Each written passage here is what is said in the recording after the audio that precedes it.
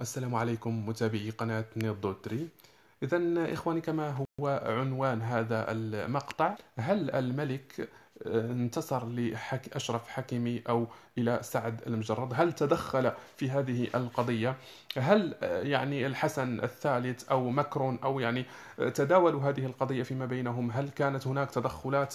فإذا إخواني، الموضوع أنه يعني انتشر على مواقع التواصل الاجتماعي وعلى قنوات اليوتيوب هذا الخبر ب يعني صورة واسعة. كثير من القنوات يكتب على الملك أنه ينتصر لأشرف حكيمي ويصفع فرنسا. الملك يعني ماكرون يعترف بهذا الخطأ، كذا كذا، مجموعة من المواضيع. لكن في الحقيقة أنه لا يوجد هناك أي موقع رسمي يثبت ويؤكد أن الملك أو الحسن الثالث أو ماكرون تكلموا حول هذه القضية أو تدخلوا في هذه المسألة.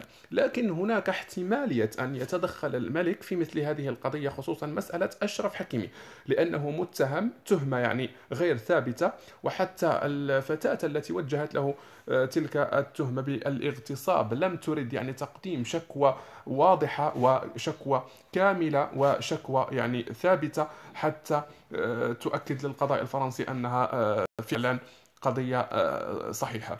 فبالتالي فهي تعد يعني مسألة زائفة ومكذوبة لحد الساعة على أشرف حكيمي، وبالتالي فهناك إمكانية لتدخل مثلا الملك بحكم أن أشرف حكيمي رمز كبير يعني في الوطن وشرف للمغرب وللمغاربة في مجال كرة القدم.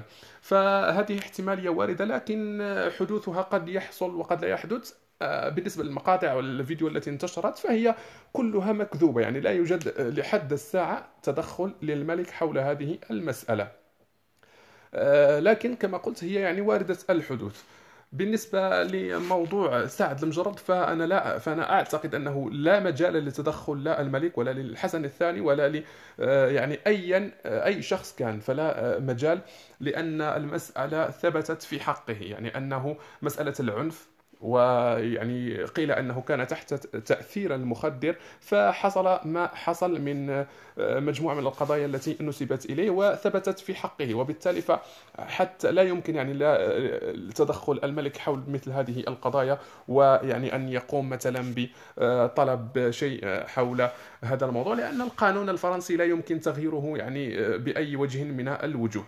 فإذا هذا حسب يعني اعتقادي، والله أعلم ماذا سيجري في الموضوع. ولا ندري حتى يعني مسألة يعني ما إذا كان ذلك مسألة الاغتصاب هي ثابتة في حق سعد المجرد أم لا. مسألة العنف قالوا أنها ثابتة، وحتى الاغتصاب بعض الجرائد وبعض الأشخاص يعني نشروا على أن المسألة ثابتة، لكن الله أعلم بذلك. إذا هذا ما في هذا المقطع إخواني بالنسبة لمقاطع الفيديو المنتشرة وأن الملك تدخل. تجد هذه المقاطع يعني تنتشر بصورة واسعة وتصل يعني لمرحلة الطندونس المغربي.